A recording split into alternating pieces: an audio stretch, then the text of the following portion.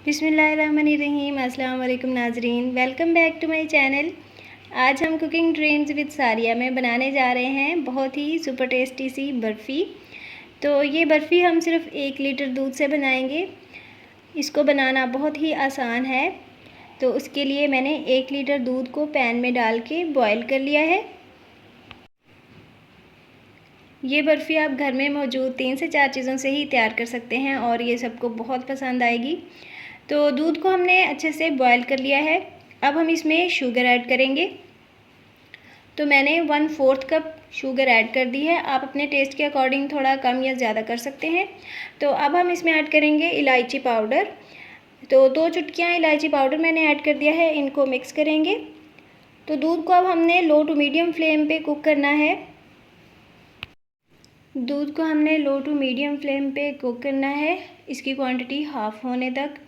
और साथ ही मैंने एक बाउल में 3 टेबल स्पून दूध ले लिया है जो कि रूम टेम्परेचर पे था, और उसमें मैंने 1 टेबल स्पून मैदा ऐड करने के बाद एक अच्छा सा मिक्सचर रेडी कर लिया है।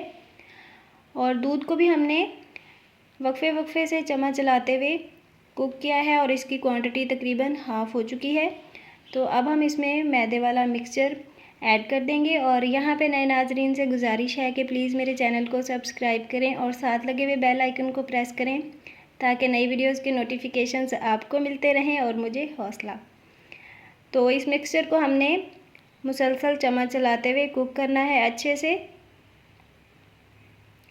इस दौरान फ्लेम को भी लो टू मीडियम ही रखना है। तो दूध को ऐसे कुक करते हुए साइडों से जो बलाई साथ लग जाती है उसको भी उतार के अंदर ऐड करते जाएं।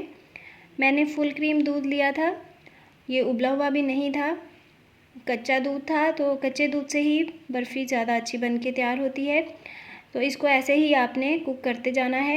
ये मिक्सचर काफ़ी थिक हो चुका है लेकिन इसको हमने थोड़ा सा मज़ीद कुक करना है। अभी मैं इसकी कंसिस्टेंसी आपको दिखाऊंगी कि कैसी होनी चाहिए।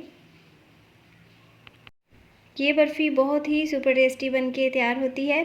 तो 1 लीटर दूध से आप तकरीबन 8 पीसीस बर्फ़ी के तैयार कर सकते हैं।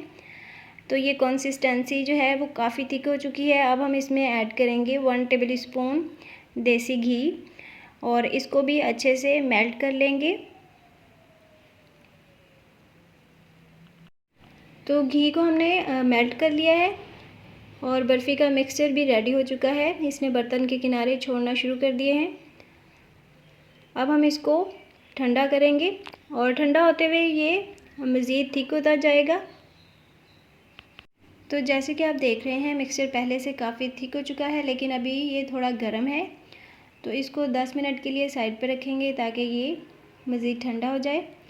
तो 10 मिनट के बाद बर्फ़ी वाला मिक्सचर जो है वो ठंडा हो चुका है और बहुत ज़्यादा थिक भी हो गया है।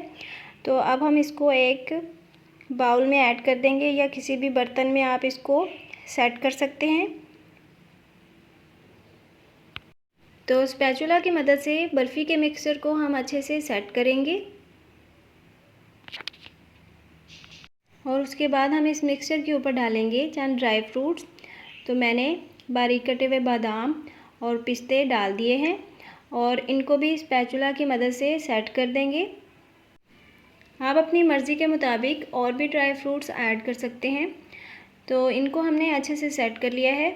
अब हम इस बर्फ़ी के मिक्सचर को सेट होने के लिए 20 मिनट के लिए फ्रिज में रखेंगे और उसके बाद हम इसको पीसीज में कट करेंगे। मैं इस बर्फ़ी को कुछ बड़े पीसेस में काट रही हूँ, तो मैं 6 पीस बनाऊँगी। तो आप थोड़े से छोटे पीसेस काट के इसको इजीली 8 पीसेस में कन्वर्ट कर सकते हैं।